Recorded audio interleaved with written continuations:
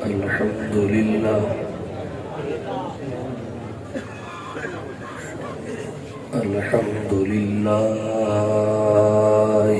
رب العالمين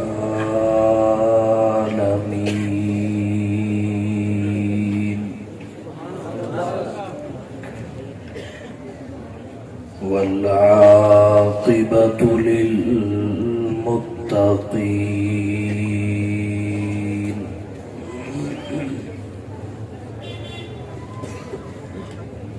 والصلاة والسلام على رسوله محمد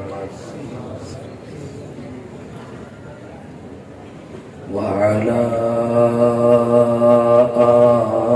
آله وصحبه أجمعين.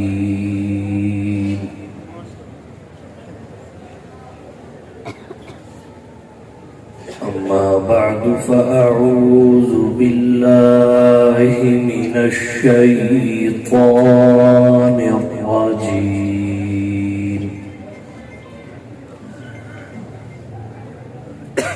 بسم الله الرحمن الرحيم.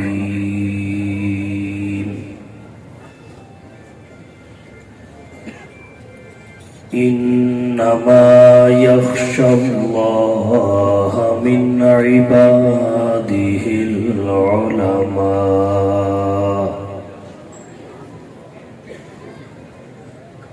وقال النبي صلى الله عليه وسلم: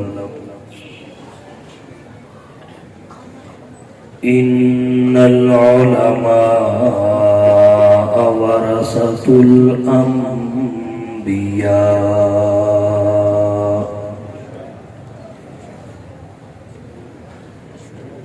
وقال النبي صلى الله عليه وسلم: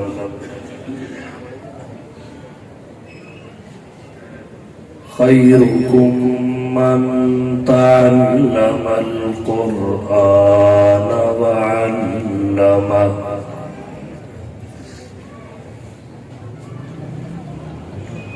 سبحان ربك رب العزة عما يصفون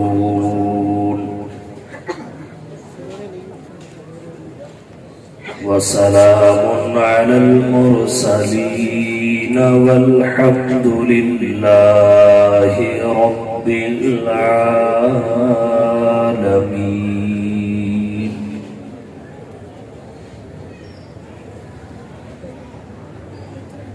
ارباب علم و دانش،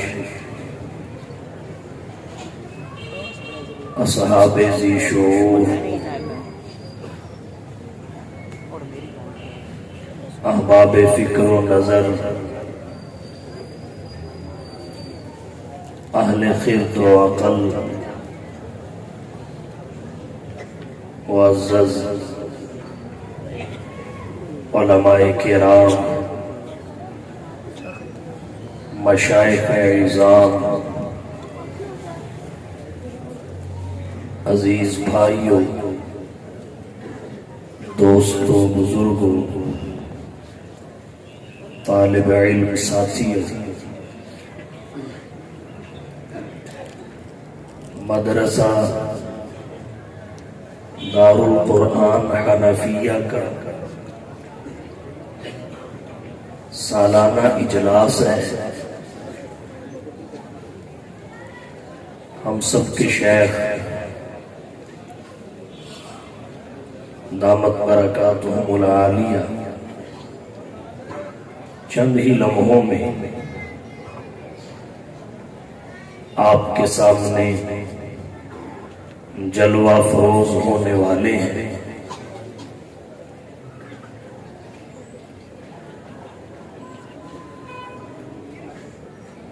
ان کے تشریف لانے سے پہلے اور مائک ان کی خدمت میں جانے سے قبل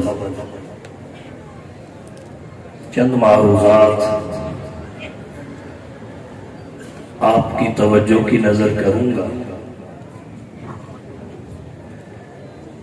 اس سال متعین طور پر کوئی موضوع میرے ذمے نہیں لگایا گیا۔ عارفی صاحب کی طرح میں بھی آزاد ہوں۔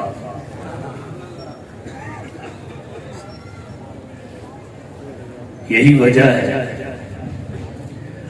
عارفی صاحب کی نعتیں سننے سے ایک دفعہ ذہن بڑھا، میں حضرت ابو بکر صدیق رضی اللہ تعالی عنہ کی ذات گرامی پر کچھ معروضات پیش کر ذہن پختہ ہو گیا، اور بعد میں یہ چھوٹا بچہ ہمارا عزیز اور برادر مکرم نقیب محفل دامت برکاتہم العالیہ کی جب میں نے گفتگو سنی تو ایک بار پھر عنوان بدل گیا۔ اب میں چاہتا ہوں آخری اثر وہ قوی ہوتا ہے، اسی کی روشنی میں چند باتیں آپ کی توجہ کی نظر کروں گا۔ مولانا کی گفتگو سے قومی طور پر جو کمی ہمارے اندر ہے اس کے احساس میں اضافہ ہوا۔ میں چاہتا ہوں چلو اس حوالہ سے ایک اصولی گفتگو آپ کی توجہ کی نظر کروں گا۔ عزیز بھائیوں، یہ بات بجا ہے کہ مدارس میں زیادہ تر تعلیم حاصل کرنے والے بچے مالی طور پر کمزور گھرانوں کے ہوتے ہیں، مگر ان کے مدرسہ میں آنے کا سبب ان کی غربت نہیں ہوتی، ان کے مدرسہ میں تشریف لانے کا سبب ان کی دین سے خالص محبت ہوتی۔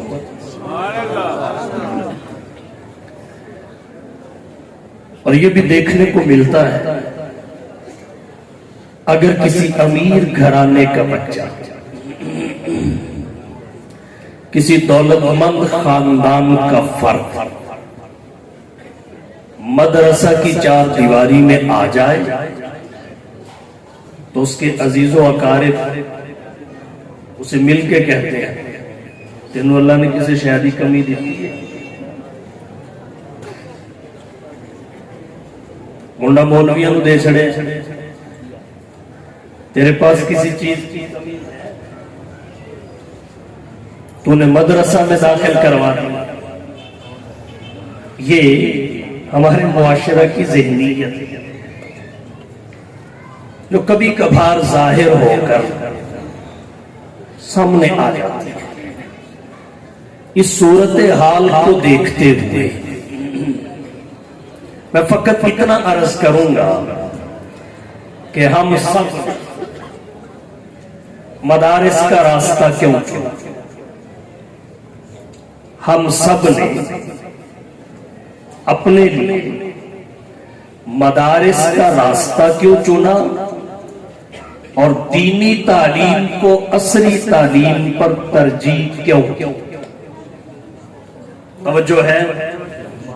پھر ایک دفعہ دہرا دیتا ہوں، ہم سب نے، یہ علماء بیٹھے، حفاظ قراء بیٹھے، مدارس کے محتمم بیٹھے ہیں، ذمہ داران، ہم سب نے اپنے لیے مدارس کا انتخاب کیوں اور عصری تعلیم پر دینی تعلیم کو ترجیح کیوں؟ اس کی بہت ساری وجوہات ہیں، چند ایک آپ کے گوش گزار کرنا چاہوں۔ سب سے پہلی وجہ ہم نے ان فضائل اور کمالات کو حاصل کرنے کے لیے مدارس کا راستہ دینی تعلیم کو عصری تعلیم پر ترجیح دی. جن فضائل اور کمالات کو اللہ کے نبی نے تعلیم و تعلم والوں کے لیے ذکر کیا. تعلیم و تعلم کے حضور سرور عالم صلی اللہ علیہ وسلم جو فضائل بیان ہیں، ان فضائل کو ہم کسی اور راستہ پر چل کر حاصل نہیں کر سکتے. سکول، کالج، یونیورسٹی کے راستہ پر چل کر بھلا ہم اس فضیلت کو کیسے حاصل کر سکتے تھے؟ خیرکم من تعلم القرآن وعلم. تم میں بہترین شخص وہ ہے جو قرآن سیکھے اور سکھائے. سیکھ کے گھر بیٹھ جائے گا، قرآن سیکھے اور سکھائے. میں اس بات کا انکار نہیں کرتا. عصری اداروں کے نصاب تعلیم ناظرہ شامل ہو، ترجمہ کی شمولیت کا بھی سننے کو کبھی کبھار مل جائے. لیکن میرا سوال یہ ہے، کیا جو اہمیت ہمارے عصری اداروں میں سائنس کے مضمون کو ہے، میتھ کے سبجیکٹ یا فزکس، بیالوجی، دیگر مضامین کو جو اہمیت دی جاتی ہے، وہی اہمیت ناظرہ قرآن، ترجمہ قرآن کو دی جاتی ہے، یا فقط ان علماء کو چپ کرانے کے لیے فقط کاغذی طور پہ پاس ہو گیا کہ قرآن کی تعلیم شامل ہے؟ چلو جتنی شامل ہونے کا کہا جاتا ہے، کافی اور ناکافی ہونے کی بحث بات، وہ ہماری ضرورت کے لیے کافی بھی ہے یا نہیں ہے، وہ بات کی بات ہے. سب سے پہلے یہ دیکھا جائے کیا اس کے لیے بھی پیریڈ اسی طرح ہے جس طرح دیگر عصری مضامین کے لیے. پروفیسر صاحب اس کی تیاری بھی اسی طرح کر کے آتے ہیں. طلباء کی حاضری کو اس سبق میں بھی اسی طرح یقینی بنایا جاتا ہے. اور پھر بڑی بات کہ امتحان میں دیگر مضامین کی طرح اس کا امتحان بھی شامل ہے یا نہیں؟ امتحان میں یہ مضمون بھی شامل ہے یا نہیں؟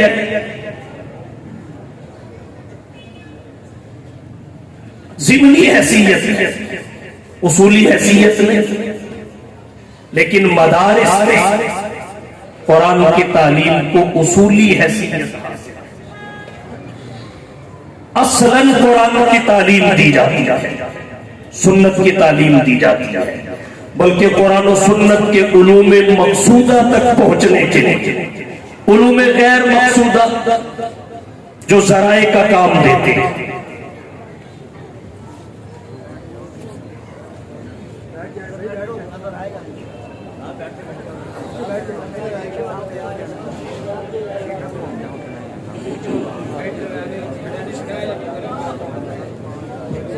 بھائی صاحب آپ اپنی اپنی جگہوں پہ بیٹھے رہیں.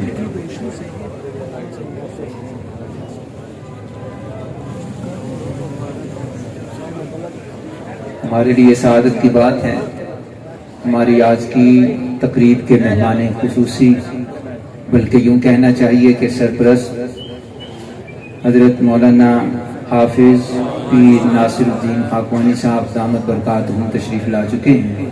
ہم سب دل کے گہرائیوں سے ان کی آمد پر ان کو خوش آمدید کہتے ہیں.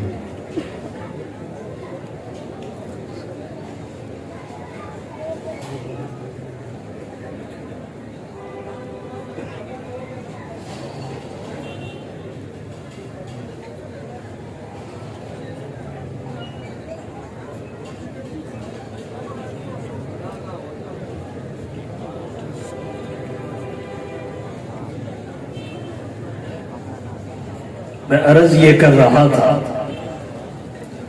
کہ ہمارے عصری اداروں میں جو اہمیت عصری مضامین کی ہے، قرآنی مضمون کی بھی وہی اہمیت ہے، وہاں اصولی حیثیت حاصل نہیں ہے۔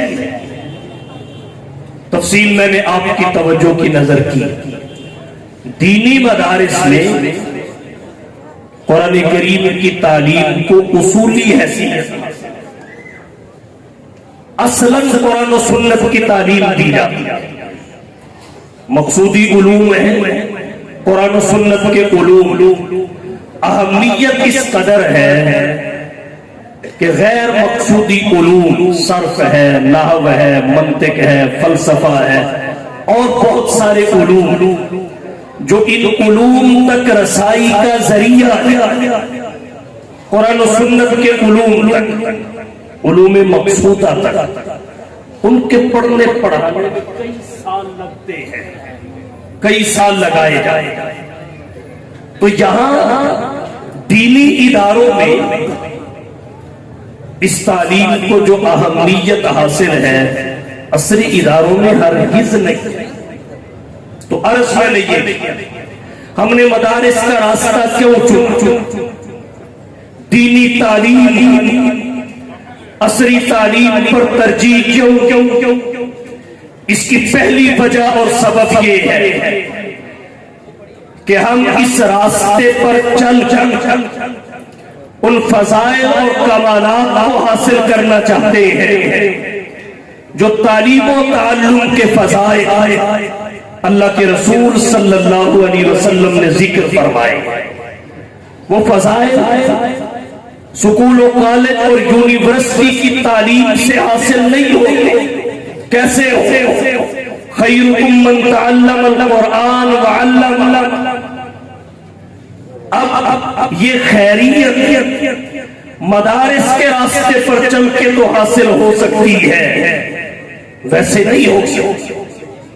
اللہ کے نبی صلی اللہ علیہ وسلم نے فرمایا، من خرج فی طلب العلم فہو فی سبیل اللہ حتی یرجع، جو علم کی تلاش میں نکلا وہ اللہ کے راستے میں ہے جب تک واپس پلٹ نہیں آتا۔ اب سب سے پہلی بات یہ ہے، علم کہتے کسے؟ حضرت امام محمد بن ادریس شافعی رحمہ اللہ کا قول ہے، العلم علمان، علم در اصل دو علم ہے، علم الادیان نمبر 1 دینوں کا علم جسے علم شریعت کہتے ہیں، وعلم الابدان نمبر 2 انسانی بدنوں اور جسموں کا علم جسے علم طب اور حکمت کہتے ہیں۔ اس کے علاوہ جنہیں ہمارا معاشرہ علم کہتا ہے وہ علم نہیں ہے، وہ فنون ہے۔ علم کا لفظ مجازی طور پہ ان پہ بولا جاتا ہے، حقیقت میں علم دین کا علم ہے، حقیقت میں علم قرآن و سنت کا علم ہے، حقیقت میں علم شریعت کا علم ہے، کیونکہ علم وہ ہوتا ہے جو انسان کو اس کی غرض سے تخلیق بتائے، علم وہ ہے جو مقصد پیدائش سے روشناس کرائے، علم وہ ہے جو خالق کی معرفت کا سبب اور ذریعہ بنے۔ تو حقیقت میں علم دین کا علم ہے، باقی تو فنون۔ تو اللہ کے نبی صلی اللہ علیہ وسلم نے فرمایا، من خرج فی طلب العلم، جو تلاش علم کے لیے نکلا، فہو فی سبیل اللہ، وہ اللہ کے راستے میں ہے، واپس پلٹنے تک۔ اب ہم کیا کہیں؟ ایک شخص عصری ادارے میں جا رہا ہے کہ میں ڈاکٹر بن جاؤں، سائنسدان بن جاؤں، انجینئر بن جاؤں۔ آپ خود دیانتداری سے بتائیے، کیا ہم اس حدیث کا مصداق اسے کہہ سکتے ہیں؟ اس فضیلت کا حامل قرار دے سکتے ہیں فَهُوَ فِي سَبِيلِ اللَّهِ حَتَّى يَرْجِعَ.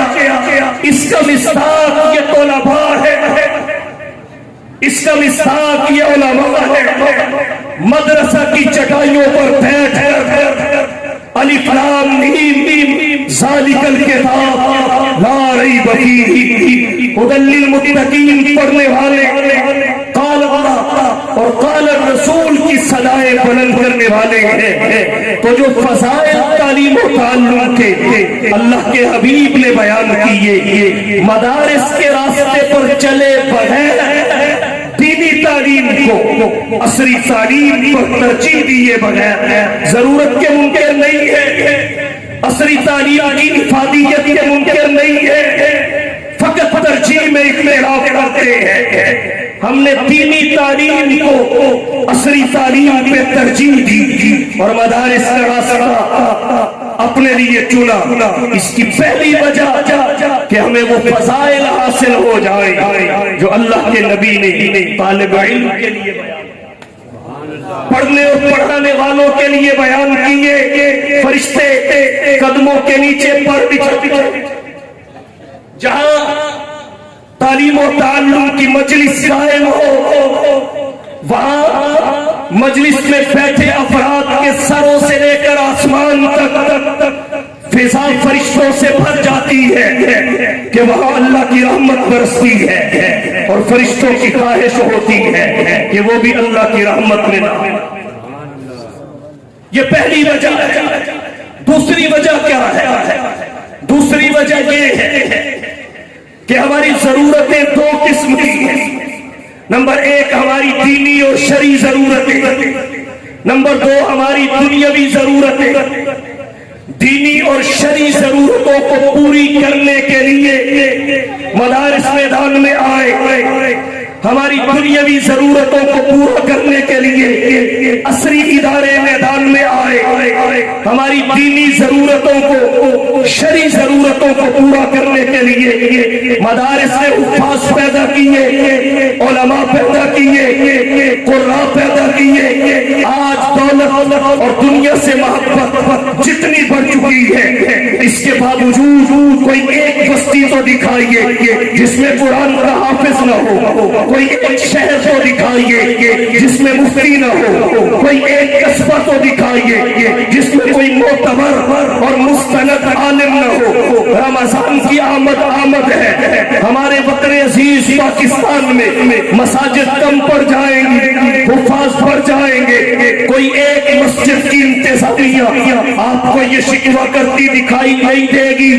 کہ تراویح میں قرآن سنانے کے لیے ہمیں حافظ نہیں مل رہا، بچے کے کان میں اذان کہنے کا موقع ہو، میت کو غسل دینے کا موقع ہو، نکاح پڑھانے کا موقع ہو، نکاح طلاق کے مسائل بتانے کا موقع ہو، وراثت کی تعیین کا موقع ہو. کوئی ایک موقع ہماری دینی اور شرعی ضرورت کا ایسا نہیں ہے جس کو مدارس نے پورا کرنے کے لیے افراد مہیا نہ کیے ہو.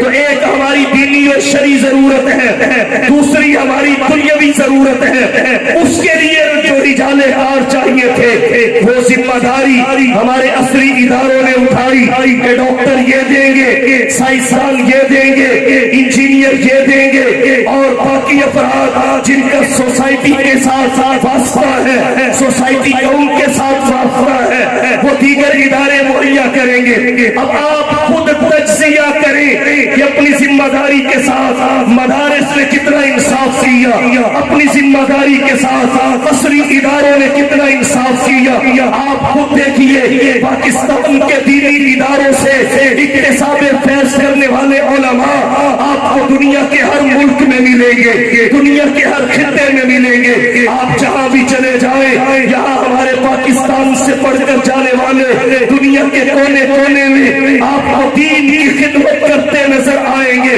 اور ہمیں کبھی ضرورت محسوس نہیں ہوئی کہ سر پڑھانے کے لیے ہمیں مصر سے عالم بلانا پڑے، ہدایہ اور شرح وقایہ پڑھانے کے لیے ہمیں سعودی عرب سے عالم بلانا پڑے. آج تک ضرورت محسوس نہیں ہوئی کہ شرح عقائد پڑھانے کے لیے ہمیں کسی دیگر ملک سے عالم بنانا پڑے. ہدایہ پڑھانے والے بھی یہاں کے مدارس نے یہاں پیدا کر دیے، شرع عقائد پڑھانے والے بھی یہاں کے مدارس نے یہاں پیدا کر دیے۔ ہاں یہ میں کہہ سکتا ہوں، اگر دل کے آپریشن کی باری آئے تو یہ کہا جاتا ہے اس کو ہاتھ ڈالنے والا پاکستان میں کوئی ڈاکٹر نہیں ہے، یا امریکہ جانا پڑے گا یا امریکہ سے بلانا پڑے گا۔ سائنسدان اس لیول کا شاید پاکستان میں کوئی نہیں ہے، ملک کے سائنسدان کی خدمات حاصل کرنی پڑے گی یہاں کے کاموں کے لیے، یہاں کی سرکاری بلڈنگوں کی تعمیر کے لیے۔ شاید یہاں کا اس قابل کوئی انجینئر نہیں ہے جو اس کے تقاضے پورے کر سکے۔ ہاں تمہیں باہر سے منگوانے پڑتے ہیں، ہم باہر بھیجتے ہیں۔ اگر ہم نے امام کعبہ بلایا تو برکت کے لیے بلایا، امام مسجد نبوی بلایا تو کام کے لیے نہیں، برکت کے لیے بلایا۔ ہم نے اپنی ذمہ داری سے انصاف کیا ہے، دعوت بھی یہی دیتے ہیں، تم بھی ذمہ داری سے انصاف۔ تو ہم نے مدارس کا راستہ کیوں چنا؟ تاکہ اس قوم کی دینی اور شرعی ضرورتیں پوری ہوں، اور ہم اس میں 100% کامیاب، ہم اس میں 100% کامیاب ہوئے۔ مجھے بتائیے، ہماری جو دنیاوی ضرورتیں، سوئی کی ضرورت پڑ گئی تو میڈ ان پاکستان کم ہے، میڈ ان چائنا زیادہ ہے۔ تانے کی ضرورت پڑ گئی، میڈ ان پاکستان کم ہے، میڈ ان چائنا زیادہ ہے۔ اب تو جوتے بھی چائنا سے منگوا کر پاکستان کی مہر لگ رہی ہے، اور پھر بھی کوئی یہ کہے مدارس اپنے فرائض اپنی ذمہ داری نہیں نبھا رہے ہیں۔ جو کام ہم نے اپنے سینے لیا اسے کما پورا تو ہم نے مدارس کا راستہ کیوں چنا؟ دوسری وجہ یہ ہے کہ اس قوم کی دینی اور شرعی ضرورتیں پوری ہو سکے، اس کے لیے ہم ایسے افراد اور اتنے افراد مہیا کر سکے کہ کوئی دینی ضرورت کے حوالے سے شکوہ کرنا۔ تیسری وجہ کیا ہے؟ تیسری وجہ یہ ہے ہم پاکستانی وطن سے محبت ہمارے خمیر میں شامل ہے۔ ہم پاکستان کو مستحکم دیکھنا چاہتے ہیں، پاکستان کا استحکام ہماری ترجیح ہے، لیکن یاد رکھیے پاکستان کا استحکام 3 چیزوں کے استحکام سے جڑا ہوا ہے۔ نمبر 1 جغرافیہ کا استحکام، نمبر 2 نظریہ کا استحکام، نمبر 3 معیشت کا استحکام۔ اگر جغرافیہ مستحکم ہوگا پاکستان مستحکم ہوگا، نظریہ مستحکم ہوگا پاکستان مستحکم ہوگا، معیشت مستحکم ہوگی پاکستان مستحکم ہوگا۔ پاکستان کا استحکام ان 3 چیزوں کے استحکام سے بنا ہوا ہے، اور ان تینوں کا استحکام دینی مدارس کے استحکام سے بنا ہوتا ہے۔ ان تینوں کا استحکام دینی مدارس کے استحکام سے بنا ہوا ہے۔ آپ کہیں گے کیسے؟ ملک کے جغرافیہ کا استحکام ہماری خواہش ہے کہ ہمارے ملک کا جو جغرافیہ ہے اس میں کمی نہ آئے، اس کے لیے ہماری پاک فوج سرحدوں پہ۔ لیکن میں پوچھنا چاہتا ہوں کوئی ایک موقع ایسا بتائیے کہ ملک کے جغرافیے کی حفاظت کے لیے ضرورت پڑی ہو اور یہ مدارس کے فضلاء، یہ علماء پیچھے شانہ بشانہ نظر آئے، رائے عامہ ہموار کرنے میں، ذہن سازی کرنے میں، دعائیں کرنے میں، بلکہ اور اس ملک میں جب اندرونی آفت آئی، ابھی ماضی قریب میں سیلاب کا طوفان تھا، فرنٹ لائن پہ جو طبقہ نظر آیا وہ اہل مدارس، وہ دینی جماعتوں والا، وہ دینی قوتوں، تو ہم نے ہر موقع پر اپنی فوج کا ساتھ دیا۔ ملک کے جغرافیہ کی حفاظت کے لیے پاکستان ہی نہیں افغانستان تک جا کے لڑے، پاکستان کی حفاظت اور بقا کی جنگ پہاڑوں پہ جا کے لڑی، دوسری جگہ پہ جا کے لڑی، تو پاکستان کا استحکام سے پہلے جغرافیہ کے استحکام سے جڑا ہے اور جغرافیہ کی حفاظت کے لیے دینی مدارس کی خدمات کو کبھی فراموش نہیں کیا. نمبر 2، نظریہ کا استحکام. پاکستان کے قیام کا جواز کیا ہے؟ دو قومی نظریہ، اور یہ 20ویں صدی کی پیداوار نہیں ہے، یہ اللہ کے نبی نے پیش کیا. لکم دینکم ولی دین. 1400 سال سے بھی زائد کا عرصہ گزر چکا ہے جب حضور نے دو قومی نظریہ پیش کیا، اور اسی دو قومی نظریے کی بنیاد پر پاکستان مارے سے وجود میں آیا. تحریک پاکستان کے قائدین نے بغیر کسی لگی لپٹی کے بربرا کہا ہندو الگ قوم ہے، مسلم الگ قوم ہے، ان کی اپنی تہذیب، ہماری اپنی تہذیب، ان کا اپنا تمدن، ہمارا اپنا تمدن، ان کا اپنا کلچر، ہمارا اپنا کلچر، ان کی اپنی ثقافت، ہماری اپنی ثقافت، ان کی اپنی روایات، ہماری اپنی روایات. اس لیے ہم اکٹھے نہیں رہ سکتے. تو قومی نظریہ کیا میں پاکستان کا جواز تھا؟ مجھے بتائیے آج اس نظریہ کے استحکام کے لیے کون سے ادارے جدوجہد کر رہے ہیں؟ ہمارے آج کے عصری ادارے سیکولر بنانا چاہتے ہیں، لبرل بنانا چاہتے ہیں، پاکستان کو سیکولر ریاست قرار دیتے ہیں. آج اس نظریے کو پانی اگر دیا جا رہا ہے تو دینی مدارس کی طرف سے دیا جا رہا ہے. اس نظریہ کے محافظ سے علماء، دینی مدارس ہے. یہ کیا میں پاکستان کا جواز ہے؟ اس سے پاکستان کی حیثیت واضح ہوتی ہے.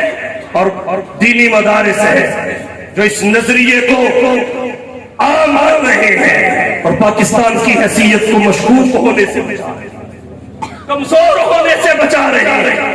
نظریے کا استحکام یہ دوسری چیز ہے جس سے پاکستان کا استحکام وابستہ ہے. نمبر 3، معیشت کا استحکام.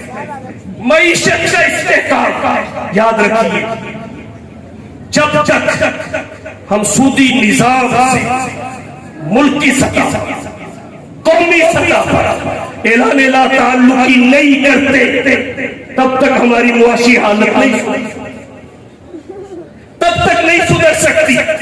قائد اعظم محمد علی جناح سے تحریک پاکستان کے دوران جب کبھی پوچھا گیا نظام کیا ہوگا، انہوں نے کہا اللہ کا قرآن، محمد کا فرمان صلی اللہ علیہ وسلم.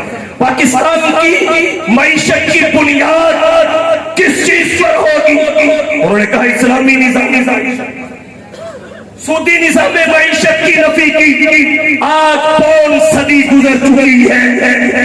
قائد اعظم محمد علی جناح کے ان فرامین کو ڈاکٹر علامہ محمد اقبال کی تقاریر کے ان اقتباسات نہ ٹیلی ویژن پہ دکھایا جاتا ہے، نہ ریڈیو پہ سنایا جاتا ہے.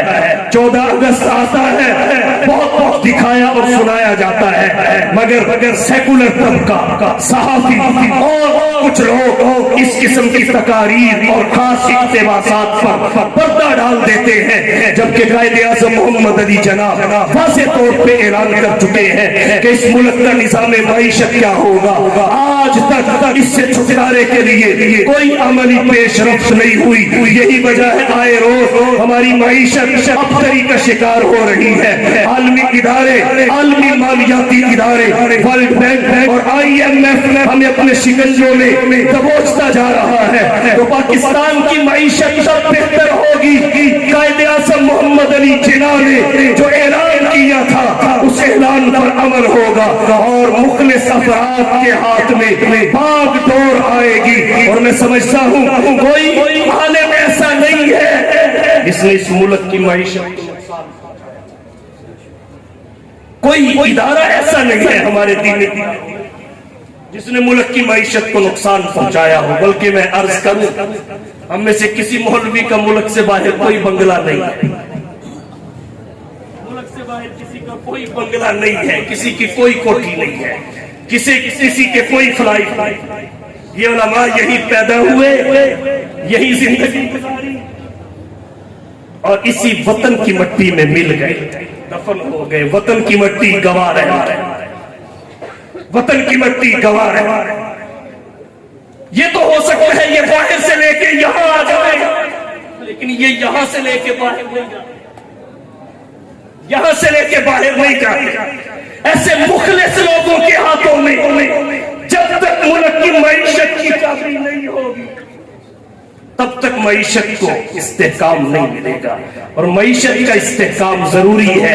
इस्तेहकाम पाकिस्तान के लिए पाकिस्तान का इस्तेहकाम 3 चीजों के इस्तेहकाम से जुड़ा हुआ है, और तीनों का इस्तेहकाम मदारिस के इस्तेहकाम।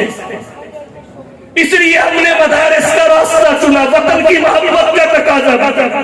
और एक बात मैं और अर्ज करता हूं, इस वक्त हमें 2 किस्म की जंगों का 2 किस्म की जंग, एक इल्मियत और दलाइल की जंग, कुफ्र के साथ हमारी इल्मियत और दलाइल।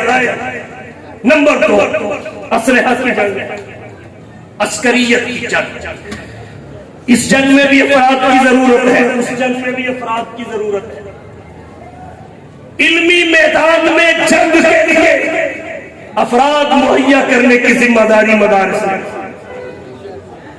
आए कोई यहूदियों का बेंच बात करे उलमा इस्लाम से, आए कोई ईसाइयों का बेंच बात करे उलमा इस्लाम से। हजरत नानोतवी कतर से इससे अल्लामा शाह काश्मीरी की इल्मियत, मौलाना गुलाम गौस हज़ारवी के जज्बात, मुफक्किर इस्लाम हजरत मुफ्ती महमूद रहमतुल्लाह अलैह की बसीरत सामने खड़ी नजर आए, और हर बातें तबके को इल्मी मैदान में शिकस्त से दो चार।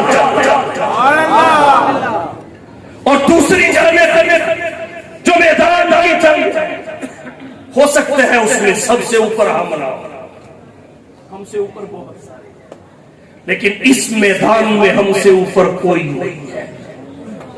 इल्मियत के मैदान में, दलाइल के मैदान में, इस्तिदलाल के मैदान में ये जिम्मेदारी मदारिस ने कमा हम। इसलिए हमने मदारिस का रास्ता चुना, असरी तालीम पर दीनी तालीम को तरजीह दी। और एक वजह और जिक्र करता हूं, मदारिस के रास्ते में चल दीनी तालीम हासिल करके जो इज्जत मिलती है वो जुबान से नहीं, दिल से। जो प्रोटोकॉल मिलता है वो जुबान से नहीं, दिल से। और दूसरी तरफ जब तक सीट होती है तब तक बड़े चोचले होते हैं, और जैसे ही चिमटी है उसके बाद चोर भी वही होता है, गद्दार भी वही होता है। तो वो इज्जत दायमी नहीं है। सोचिए सोचिए सोचिए, उलमा इतने सादे नहीं है, सोच समझ के इस रास्ते पे आए। यहाँ की इज्जत दायमी है, वहां की आरिज़ी है। यहाँ एक बात और अर्ज करता हूं, इज्जत है ही ये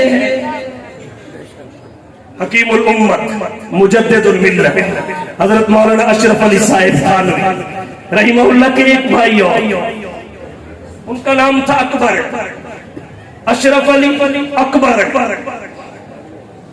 जिस तरह हजरत थानवी रहमतुल्लाह अलैह दीनी तालीम में कमाल महार, वो असरी तालीम में कमाल महार, असरी तालीम। लेकिन मैं आपसे पूछता हूं, अब मैंने आपको बताया, मैंने तो किसी किताब में पढ़ा कि उनके एक भाई अकबर अली भी थे। मेरे बताने से पहले कितने बंदों को इल्म था कि हजरत थानवी के एक भाई अकबर अली भी थे? वो हाथ खड़ा कर। कितने भाइयों को इल्म था कि उनके एक भाई का नाम अकबर अली था? अब नाम गिन ले, ये हाथ गिन ले, और मुझे ये बताइए हजरत मौलाना अशरफ अली साहिब थानवी रहमतुल्लाह अलैह का नाम यहां लेने से पहले कितनों को इल्म था? वो हाथ उठाए। ये है दीनी और असरी तालीम की इज्जत में फर्क,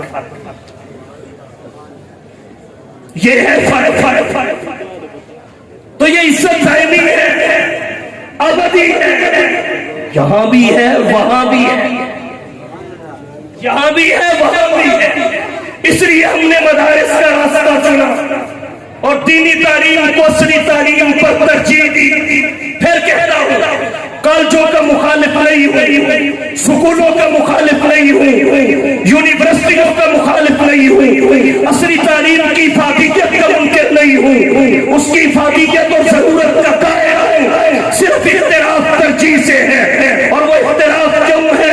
اس لیے کہ دینی علوم کے حاصل کرنے کا نفع اور حاصل نہ کرنے کا نقصان یہ دائمی ہے, اور سیکولر علوم کو حاصل کرنے کا نفع حاصل نہ کرنے کا نقصان یہ عارضی ہے. عصری تعلیم کو حاصل کرنے کا فائدہ دنیا تک محدود, فائدہ دنیا تک محدود, حاصل نہ کرنے کا نقصان دنیا تک محدود, آخرت میں اس کی کوئی بحث نہیں. اور دینی تعلیم کو حاصل کرنے کا فائدہ دنیا میں بھی ہے, آخرت میں بھی ہے, حاصل نہ کرنے کا نقصان دنیا میں بھی ہے, آخرت میں بھی ہے. ضرورت وہ بھی ہے, ضرورت یہ بھی ہے, وہ فقط دنیا کی ضرورت ہے. دینی تعلیم دنیا کی ضرورت بھی ہے, آخرت کی ضرورت بھی ہے. دنیا میں کتنا رہنا ہے کچھ پتا نہیں, اس لیے فقط یہ سمجھانا چاہتا ہوں جتنا یہاں رہنا ہے اتنا یہاں والا پڑھ لو, جتنا وہاں رہنا ہے اتنا وہاں والا پڑھ لو. جتنا یہاں رہنا ہے اتنا یہاں والا پڑھ لو, اور جتنا اور یہ کتنا کتنا رہنا ہے. توجہ, اس کی ابتدا بھی ہے انتہا, اس کی ابتدا بھی ہے انتہا بھی ہے, اور اس کی ابتدا تو ہے مگر انتہا نہیں. لا انتہا لہ. ہمارے تبلیغی جماعت والے بزرگ کہتے ہیں یہ دنیا کی زندگی آخرت کی زندگی کے مقابلے میں 2-2.5 منٹ کی زندگی ہو سکتی ہے شروع میں, لیکن حقیقت یہ ہے محدود چیز غیر محدود سے کوئی تناسب نہیں. شروع میں ہو سکتا ہے گھنٹے کی بھی کہہ دو, سال کی بھی کہہ دو, لیکن جیسے جیسے وقت گزرے گا یہ تناسب کم ہوتا جائے گا. ایک وقت آئے گا بالکل ختم ہو جائے گا اور وہ چلتی رہے گی. بات وقت اتنی ہے, جتنا یہاں رہنا ہے اتنا یہاں والا پڑھ لیجیے, جتنا وہاں رہنا ہے اتنا وہاں والا پڑھ لیجیے. اختلاف فقط ترجیح سے ہے. ہمارے وفاق المدارس کے نصاب میں میٹرک باضابطہ, ہمارے مدارس میں کمپیوٹر سکھایا اور پڑھایا اور میں نے عرض کیا ضرورت کے بھی منکر نہیں, افادیت کے بھی نہیں. ضرورت کی حد تک ہم سکھاتے ہیں اپنے طلباء. بلکہ ایک بات اور توجہ ہے, علماء میں آپ کو انگریزی بولنے والے درجنوں میں نہیں سینکڑوں میں مل جائے, درجنوں میں نہیں سینکڑوں میں مل جائے. لیکن اگر ہم یہ بات کہہ دیں کہ تمہارے عصری اداروں میں کوئی 2-4 عربی بولنے والے بھی ہیں, ہم نے ضرورت کو تسلیم کیا. عصری تعلیم, ہم نے عصری تعلیم کی ضرورت کو تسلیم کیا, مگر عملاً ہمارے عصری اداروں نے دینی تعلیم کی ضرورت کو تسلیم نہیں کیا. یا انگریزی بولنے والے علماء ملیں گے, اور دوسری طرف ہماری حالت کتنی پتلی ہے. دوسری میں کسی کی تضحیق کے لیے بات نہیں کرنے لگا, صرف حقیقت حال کے اظہار کے, حقیقت حال کے اظہار کے.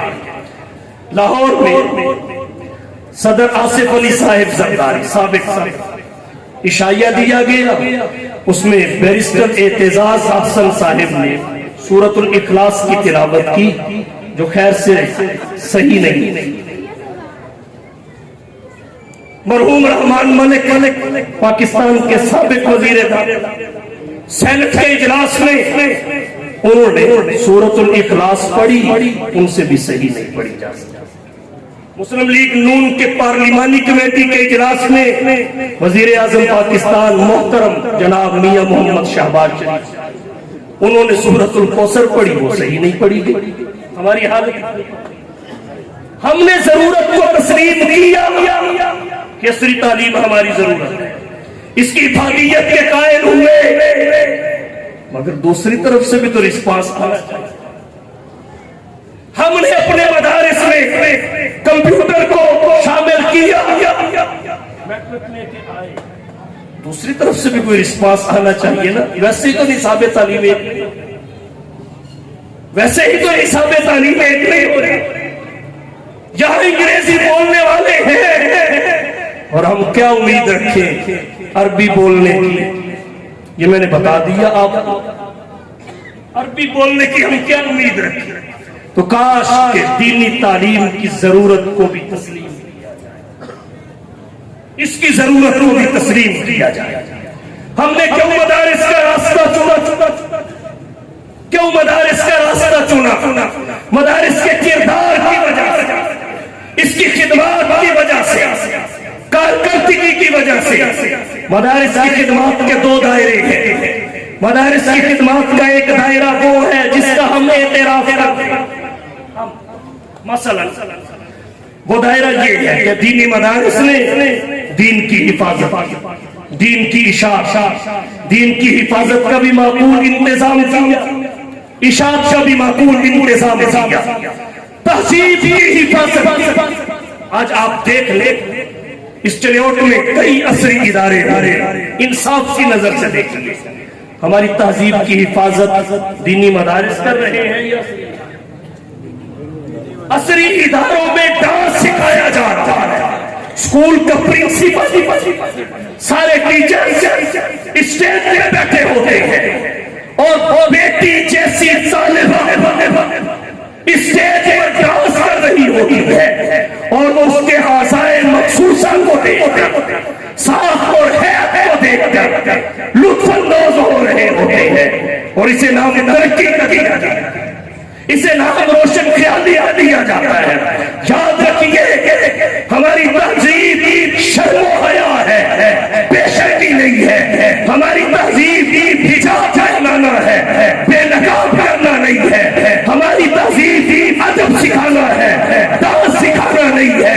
حیا کا بہتر بنانا ہے, بے حیا بنانا نہیں ہے. آج کے دور میں اگر ہماری تہذیب سے محافظ ادارے ہیں تو یہ دینی ادارے. تو مدارس کی خدمات کا ایک دائرہ وہ ہے جس کا ہمیں دین کی حفاظت کا معقول انتظام, اشاعت کا معقول انتظام, ہماری تہذیب اور روایات کا تحفظ دینی مدارس کا. اور ایک دائرہ دینی مدارس کی خدمات کا وہ ہے جس کا انصاف پسند غیر مسلموں کو بھی ہے. انصاف پسند غیر مسلموں کو. مثلا وہ کیا ہے؟ دینی مدارس میں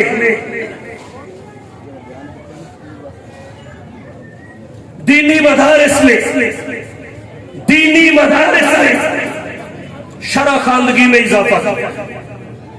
دینی مدارس میں شرح خواندگی میں اضافہ کیا. تفصیلات میں نہیں جاتی. نمبر دینی مدارس میں تعلیمی رجحان میں اضافہ کیا. نمبر 3 دینی مدارس میں سب سے زیادہ غرباء کی کفالت کی ذمہ داری. ان مدارس میں آ کے آپ دیکھیے 3 وقت کا کھانا بھی, کتابیں بھی فری, علاج معالجہ بھی فری, بچوں کو نقدی وظیفے بھی دے. اور سکولوں میں جو کمائی ہو رہی ہے وہ ہم میں سے کس سے چھپے. تو جو انتظام غرباء کی کفالت دینی مدارس نے کیا وہ کوئی ادارہ اور کوئی این جی او نہیں کر سکتا. سابق صدر جنرل پرویز مشرف نے کہا تھا سب سے بڑی این جی اوز دینی مدارس. اور ایک خدمت وہ ہے جس کا ہم ہی نہیں غیر بھی اعتراف کرتے ہیں کہ طبقاتی نظام تعلیم کا خاتمہ بھی نہیں. طبقاتی نظام تعلیم کا خاتمہ کیا. آپ عصری اداروں میں چلے جائیے, اس کا نصاب تعلیم, نظام تعلیم اور اس کا اور جتنا گردہ لوگا جیسی فیس کو ویسا نصاب لے لو, ویسا نظام لے لو. طبقاتی نظام ہے. دینی مدارس نے اس کا خاتمہ کیا. امیر کا بچہ بھی وہی کتاب پڑھتا ہے، غریب کا بچہ بھی وہی کتاب پڑھتا ہے، محتمم کا بچہ بھی وہی نصاب پڑھتا ہے، غیر محتمم کا بچہ بھی وہی نصاب پڑھتا ہے، دونوں ایک استاد سے پڑھتے ہیں، ایک درسگاہ میں پڑھتے ہیں، ایک کمرے امتحان میں امتحان دیتے ہیں، ایک قطار میں دونوں بیٹھتے ہیں، اور ایک تاریخ کو دونوں ایک کتاب کا پرچہ حل کرتے ہیں۔ کوئی امتیاز نہیں ہے، وفاق المدارس کے تحت پورے ملک کا نظام امتحان دیکھیے، جائزہ لیجیے، دنیا سراسی ہے، اگر بیرونی وفد بھی آئے تو وہ بھی نظام امتحان دیکھ کے ششر ہے۔ یہ وہ خدمات ہے جن کا بیگم بات سمیٹنے کی طرف جا رہا ہوں، توجہ۔ ایک اس وجہ سے بھی ہم نے دینی مدارس کا راستہ چنا کہ مدارس اسلام کے قلعے، اور یہ ملک اسلام کے نام پر بنا، مدارس اسلام کے قلعے، اور جس قوم کے قلعے محفوظ ہوں اس پہ دشمن کبھی غالب نہیں۔ کفار کے تسلط کی راہ میں سب سے بڑی رکاوٹ دینی مدارس، وہ پریشان ہے، بڑا سرمایہ خرچ کیجیے، یہ اندر سے ہمیں قبول نہیں کرتے، اندر سے یہ اندر سے ہمیں قبول نہیں کرتے۔ وسط ایشیا کی 6 مسلم ریاستوں نے ایک عرصے تک روس کا جبر برداشت کیا، علاقے غلامی کی زنجیر توڑ امریکہ میں آزادی کا نعرہ لگ گیا، پریشان ہوئے، وجہ سبب کیا ہے؟ مقالے پڑھے گئے، بحث و تمہیز ہوئی، اجلاس اور میٹنگیں ہوئی، بلاخر اس نتیجے پہ پہنچے اس کا سبب اللہ کا قرآن، اس کا سبب اللہ کا قرآن ہے، جو ایک اللہ کی غلامی کا تصور پیش کرتا ہے، باقی سب کی غلامی کی نفی کرتا ہے۔ فقط اللہ کا قرآن جس کی تعلیم یہ ہے، یا ایھا الذین آمنوا لا تتخذوا اليہود والنصارى اولیاء۔ ساری آیات میں مختصر وقت میں پڑھ نہیں سکتے، تو اب کیا کیا جائے؟ قرآن کو ختم کر، 14 لاکھ نسخے کفار نے قرآن کے نظریات میں، یہ چھوٹے چھوٹے بچے، بل هو آیات بینات فی صدور الذین اوتوا العلم، ساری منصوبہ بندی کو شکست دے کے یہ ابابی ساری منصوبہ بندی خاک میں ملا دے گا۔ کہا اب کیا کیا جائے؟ کہا اب دوسرا راستہ اختیار کرو، وہ کیا ہے؟ بدل دیا جائے، تبدیل کر دیا جائے۔ بات سامنے آئی کہ یہ تو مشرکین بھی کرنا چاہتے تھے، نہ کر پائے، ایتی بقرآن غیر ھذا او بدلہ، کہا چلو ٹھیک ہے، لفظ تو نہیں بدل سکتے، مانوی تحریف کرو، مانوی تحریف، الفاظ تو نہیں بدل سکتے، مانوی تحریف کر دو۔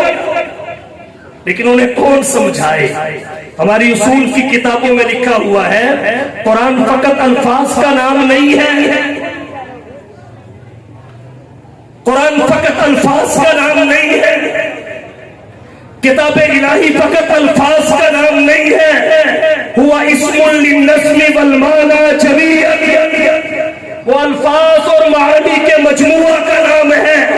الفاظ کا نزول بھی اللہ کی طرف سے، معانی کا نزول بھی اللہ کی طرف سے، الفاظ اور معانی کے مجموعہ کا نام۔ اگر اللہ نے الفاظ کی حفاظت کا ذمہ لیا ہے تو اس کے ذمن میں معانی کی حفاظت کا ذمہ دیا۔ چلے مانوی تحریف کر لیں، پھر ناکام ہو گئے۔ کہنے لگے جب تک اس پر قرآن علماء اور مدارس کی چھاپ، جب تک علماء اور مدارس کی چھاپ ہے تب تک تم اپنے مقصد میں کامیاب نہیں ہو۔ اب کیا کیا جائے؟ بس اب اصلاحات کے نام پر ان کی کردار بڑے بڑے وفد، پھر ہمارا گھیراؤ، بڑے بڑے اعتراض کیے، کہنے لگے جی آپ وقت کے تقاضوں کو نہیں سمجھتے، دینی مدارس وقت کے تقاضوں کو نہیں سمجھتے۔ جی وقت کا تقاضا کیا ہے؟ تم فقط حفاظ اور علماء پیدا کرتے ہو، تم ڈاکٹر پیدا نہیں کرتے، سائنسدان پیدا نہیں کرتے، انجینئر پیدا کرتے۔ اب یہ سوال بظاہر تو بڑا جاندار لگا، یہ بات بڑی طاقتور محسوس ہوتی ہے، لیکن یہ کتنی طاقتور ہے؟ اگر یہی سوال ہم ان پہ کر دیں کہ تمہارے لا کالج، چلو مولوی کی بات نہیں کرتا، حافظ پیدا کرنے کی بات نہیں، تمہارے لا کالج فقط وکیل پیدا کرتے ہیں، ڈاکٹر پیدا نہیں کرتے، تمہارے میڈیکل کالج فقط ڈاکٹر پیدا کرتے ہیں، وکیل پیدا نہیں کرتے۔ تخصص کا دور ہے نا، تخصصات۔ تم خود کہتے ہو جس نے ڈاکٹر بننا ہے وہ میڈیکل کالج میں آئے، جس نے وکیل بننا ہے لا کالج میں آئے، اور پھر ڈاکٹری میں تخصص کی ساتھ ایک ڈاکٹر آئی اسپیشلسٹ، ایک ہارٹ اسپیشلسٹ ہے، یہ آئی اسپیشلسٹ کا کمرہ ہے، وہ ہارٹ اسپیشلسٹ کا کمرہ ہے۔ ایک آنکھ کا مریض آئے اور وہ ہارٹ والے ڈاکٹر کے پاس جا کے کہے ڈاکٹر صاحب میری آنکھ کا آپریشن تو کر دو، دل والے ڈاکٹر کو کہے میری آنکھ کا آپریشن تو کر دو، وہ کہے گا بھائی جائے میں تو دل کا ڈاکٹر ہوں، آنکھ والا ڈاکٹر ساتھ والے کمرے میں۔ اب اگر وہ بابا جی آگے سے کہے اچھا تو میری آنکھ نہیں دیکھ سکتا، تو نے 20 سال کس پہ لگائے؟ وہ کہے گا لکل فن رجال، تخصصات، شعبہ جات، سپیشلائزیشن۔ تو ہم کہتے ہیں یہ بات ہمارے بارے میں، جو تمہارا جواب وہی ہمارا جواب۔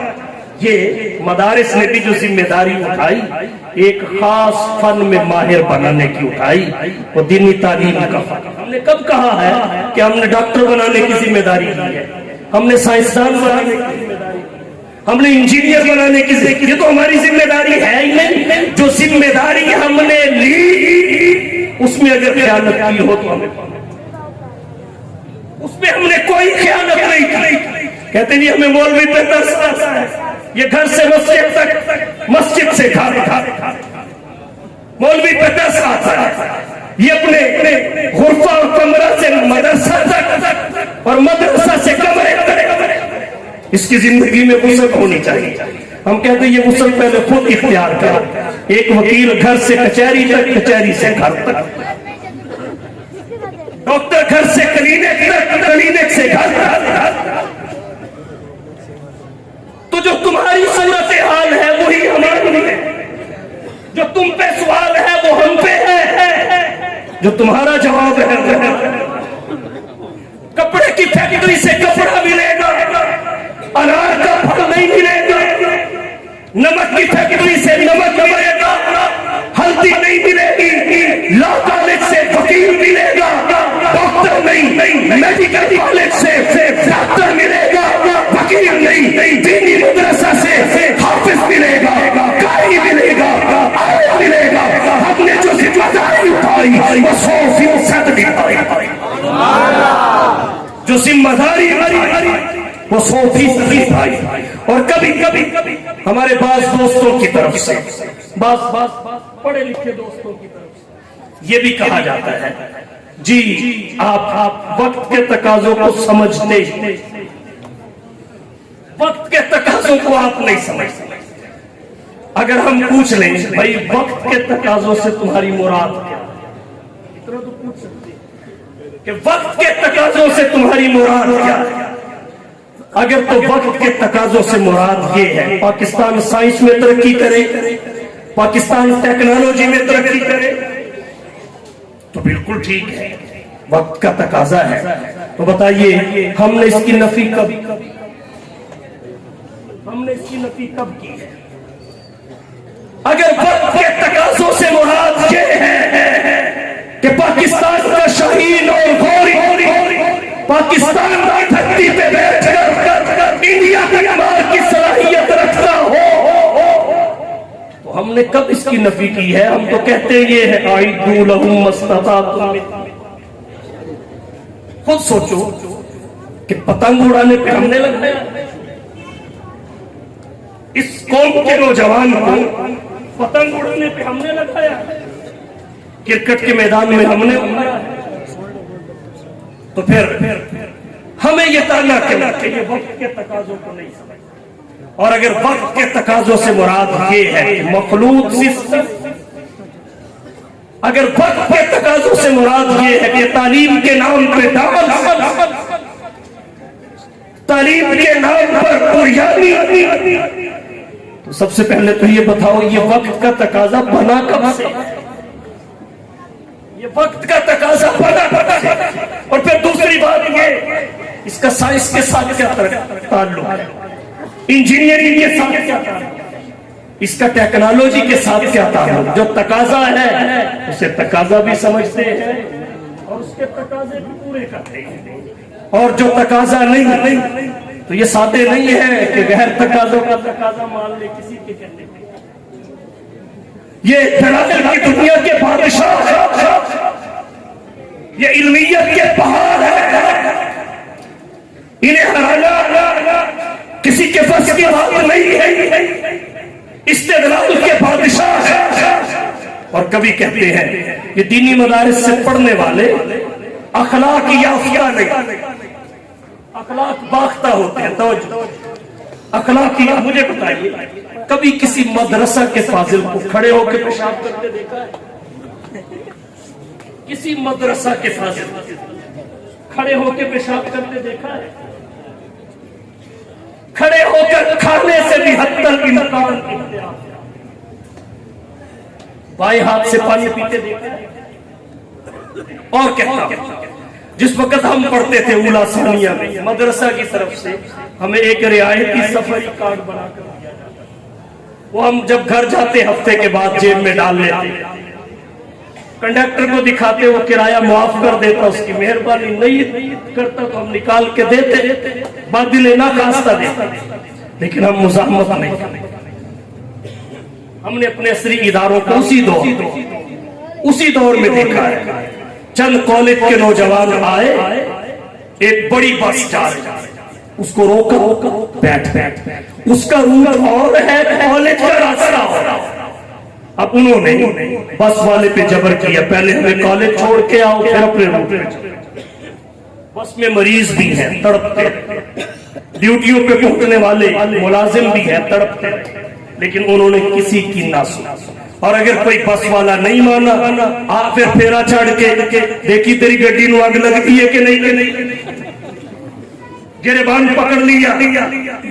اور دینی مدارس کے طلباء کا طلاق اس رعایتی سفری کارڈ پہ سہولت دے دی تو مہربانی، نہ دی تب بھی مہربانی۔ کبھی جھگڑے یہ ہے۔ اور کہتا ہوں توجہ، اگر کسی کے گھر میں دو بیٹے ہیں، اشرف علی ہو اکبر علی، کسی کے گھر میں دو بیٹے ہوں، ایک عصری تعلیم یافتہ ہو، دوسرا دینی تعلیم یافتہ ہو، والدین بڑھاپے میں ہو، کسی کے گھر دونوں تعلیم حاصل کرنے والی اولاد، دینی تعلیم بھی عصری تعلیم بھی، تو جس گھر میں ایسی ملی جلی اولاد ہو، ان کے بوڑھے والدین سے پوچھ لو اخلاق اس کا زیادہ ہے کہ اس کا، خدمت یہ زیادہ کرتا ہے یا وہ زیادہ کرتا ہے؟ آپ کو پتہ چل جائے گا۔ یہ وجوہات ہیں جن کی بنا پر ہم نے سوچ سمجھ کر مدارس کا راستہ اختیار کیا ہے، دینی تعلیم کو ترجیح دی، عصری تعلیم کی ضرورت کا انکار نہیں کیا، افادیت کا انکار نہیں کیا، بس ہم کہتے ترجیح اسے دو، حاصل کرو عصری تعلیم، خود ہم اپنے مدارس میں تعلیم دیتے ہیں، حاصل کرو، اور کہتے نہیں ہمیں تمہاری فکر ہے، تمہیں نوکریاں نہیں ملتی، ہمیں تمہاری فکر ہے، تم بے روزگار ہوتے ہو، ہم چاہتے ہیں تم دفتروں میں بیٹھے۔ سب سے پہلی بات تو یہ ہے کہ اگر ہم 8 سال لگوا کے صرف کا ضرب یضرب پکوا کے شرح تہذیب جیسی مشکل کتابیں پڑھا کے 8-10 سال لگا کے بخاری پڑھا کے اگر کلرک بنا کے تمہیں دے دے تو ہمیں کیا ملا؟ ہمیں کیا ملا؟ ہم تو ان کو تیار کر رہے ہیں قوم کی دینی رہنمائی کی، رزق کا وعدہ اللہ نے کیا ہے، ہم جس مقصد کے لیے افراد تیار کر رہے ہیں ہمارے ہاں اسی رزق کا وعدہ اللہ نے۔ باقی رہی بات فکر اور نوکری کی، ہم خراج تحسین پیش کرتے ہیں، حکومت ماں کی طرح ہوتی ہے، اولاد کی فکر کرنی بھی چاہیے، لیکن اتنا ضرور کہیں گے یہاں ایم اے کی ڈگریاں لے کر لوگ مستریوں کے پیچھے مزدوریاں کرتے پھر رہے ہیں۔ ہم سمجھتے ہیں وہ بھی ہمارے بھائی ہیں، انہیں نوکریاں مل جائیں۔ اور جہاں تک بات حکومت کی ہے، میں تنقید نہیں کرتا، تنقید میرے مزاج میں نہیں ہے، دلیل دیتا ہوں، کیونکہ وزن تنقید میں نہیں، وزن دلیل میں ہے۔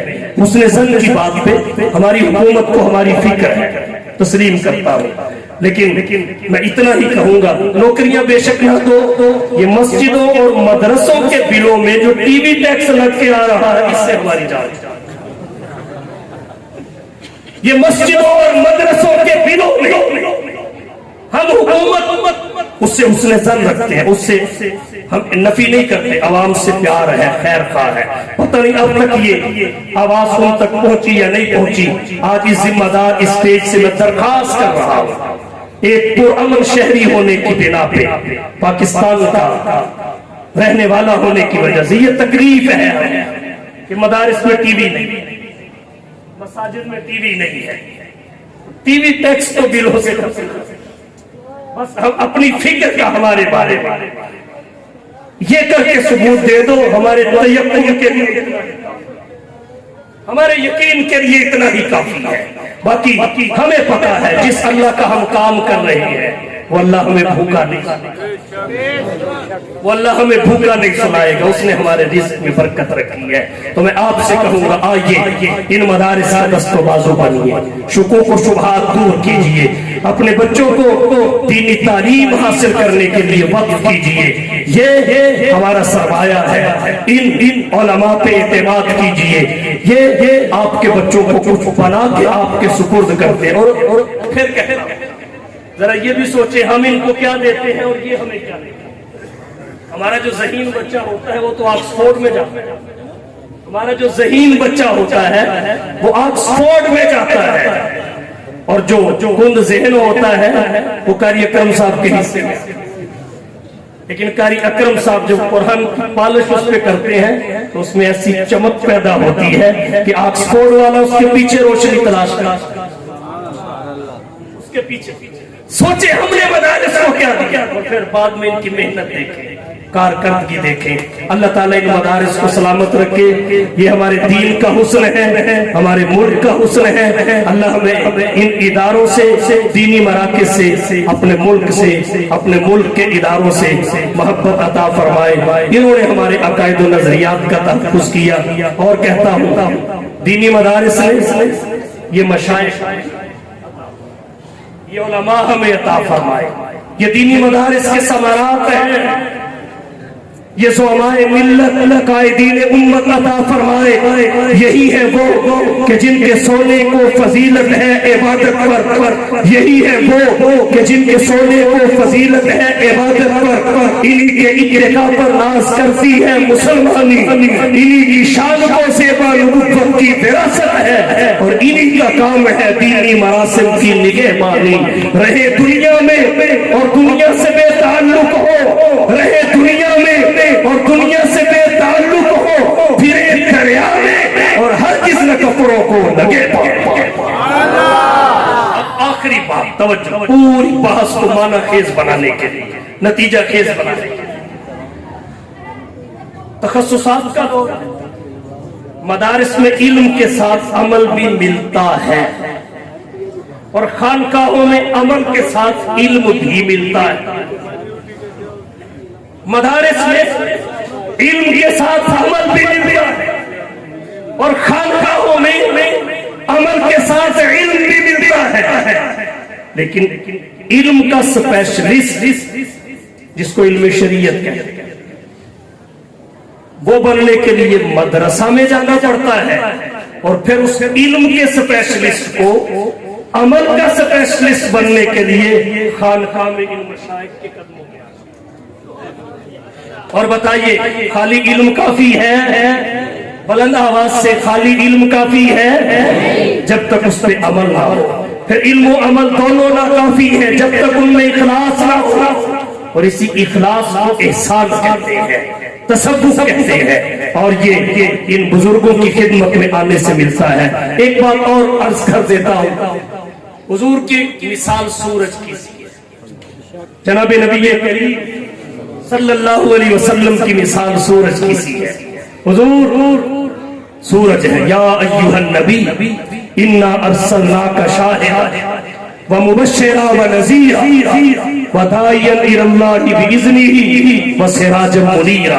آپ آفتاب نبوت ہیں، اللہ نے کیا شان آپ کو عطا، مختلف شان خلق کے سرور شافی معاشر صلی اللہ علیہ وسلم، خلق کے سرور شافی معاشر صلی اللہ علیہ وسلم، مرسل صابر خاص پیغمبر صلی اللہ علیہ وسلم، نور مجسم نیر اعظم سرور عالم مونس اعظم، نو کے ہمدم خضر کے رہبر صلی اللہ علیہ وسلم، رہبر موسیٰ ہادی عیسیٰ طارق دنیا شافع عقبہ، ہاتھ کا تکیہ خاک کا بستر صلی اللہ علیہ وسلم، رحمے کانٹے جس نے بچھائے، گالیاں دی پتھر برسائے، اس پہ چھڑکی پیار کی شبنم صلی اللہ علیہ وسلم، سم کے عوض کا روح شفا دی، تان سنے اور ایک دعا دی، زخم سہے اور بخشا مرہم صلی اللہ علیہ وسلم، دولت دنیا خاک برابر، ہاتھ کے خالی دل کے تمندر، مالک کشور تخت کا افسر صلی اللہ علیہ وسلم،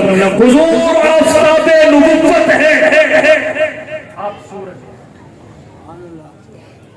شیخ شیشہ ہوتا ہے، حضور سورج شیخ شیشہ ہوتا ہے اور مرید کمرہ ہوتا ہے۔